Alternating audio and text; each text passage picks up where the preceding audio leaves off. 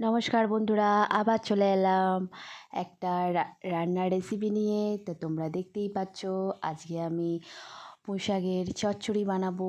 তা আমার কাছে তো মাছের মাথা কোনো ইলিশ মাছ বলো কোনো মাছের মাথা ছিল না, তাই এটা আমি সিম্পলভাবেই করছি, তোমরা দেখতেই পাচ্ছ।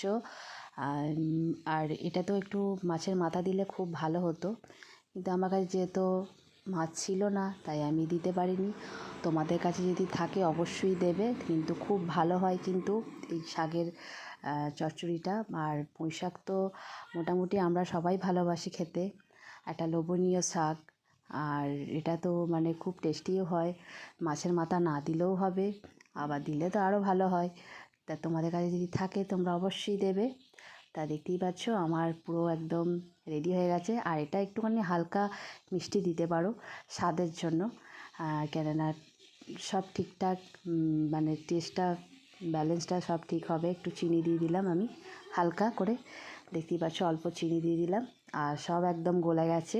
তা ভিডিওটা যদি ভালো লাগে আমার রান্নার রেসিপিটা, তা তোমরা একটু লাইক কমেন্ট করে দিও, শেয়ার করে দিও, আর চ্যানেলটা সাবস্ক্রাইবার করে দিও। ঠিক আছে, টাটা বন্ধুরা।